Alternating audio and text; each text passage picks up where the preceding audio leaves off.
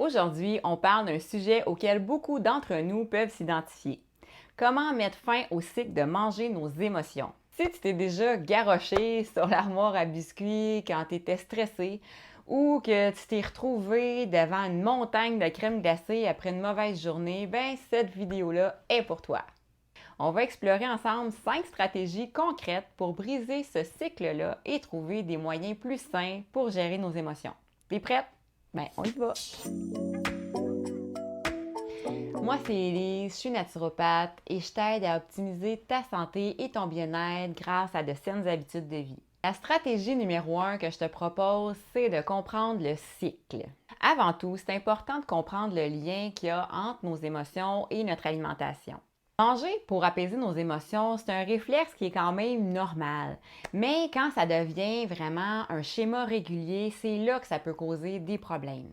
Identifie les moments où tu es plus susceptible de manger par ennui, tristesse ou par stress. Puis une fois que tu reconnais ces schémas-là, tu peux commencer à travailler pour les briser. La stratégie numéro 2, c'est de pratiquer la pleine conscience. C'est une des stratégies les plus efficaces pour arrêter de manger ses émotions.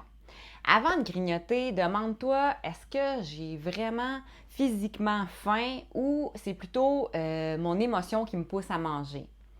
Prends quelques respirations profondes et observe tes émotions sans jugement. Cette pause-là va te permettre de voir si tu manges vraiment juste pour combler une émotion ou si tu as réellement faim. La stratégie numéro 3, c'est d'explorer d'autres moyens pour gérer tes émotions. Au lieu d'utiliser la nourriture pour gérer tes émotions, explore d'autres méthodes qui te font sentir mieux.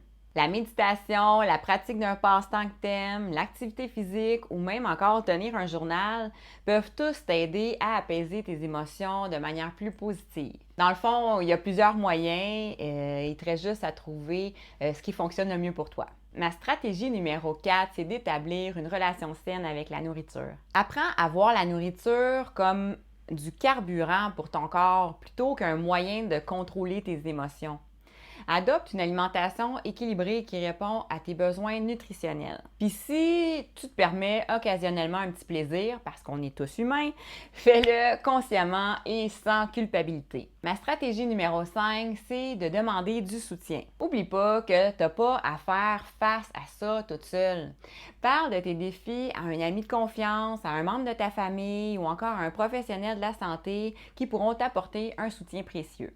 Des fois, le fait de partager tes émotions peut alléger le fardeau et va te donner une perspective nouvelle. Puis tout ça, ça va t'aider vraiment à vivre plus sereinement et à moins te servir de la nourriture pour gérer tes émotions. Voilà, maintenant tu sais comment briser le cycle qui te menait à manger tes émotions. C'est un processus qui nécessite du temps et de la patience, mais chaque petit pas compte. Donc, je te résume mes 5 stratégies. Comprends le cycle, qu'est-ce qui te pousse à manger tes émotions, quelle émotion te pousse dans le fond à manger. Pratique la pleine conscience. Explore d'autres moyens de gérer tes émotions. Établis une relation saine avec la nourriture et n'hésite pas à demander du soutien. Si tu suis ces 5 stratégies-là, je suis sûre que tu vas être en mesure de tranquillement réussir à surmonter ce défi-là. N'oublie pas que tu mérites de gérer tes émotions de manière positive et de vivre une vie plus équilibrée. Pour t'aider à faire des choix plus sains, je t'offre d'ailleurs mon e-book gratuit « Transforme tes choix de fast-food ». Ça va t'aider à faire des choix éclairés quand tu manges au restaurant ou les restaurants de restauration rapide. C'est tout à fait gratuit, ça me fait plaisir de t'offrir ça. Je te mets le lien dans la description pour que tu puisses le télécharger. En terminant, si tu as des questions ou des expériences à partager, n'hésite pas à le faire dans les commentaires. Clique j'aime et abonne-toi pour rien manquer de mes prochaines vidéos. J'en publie une par semaine le jeudi matin.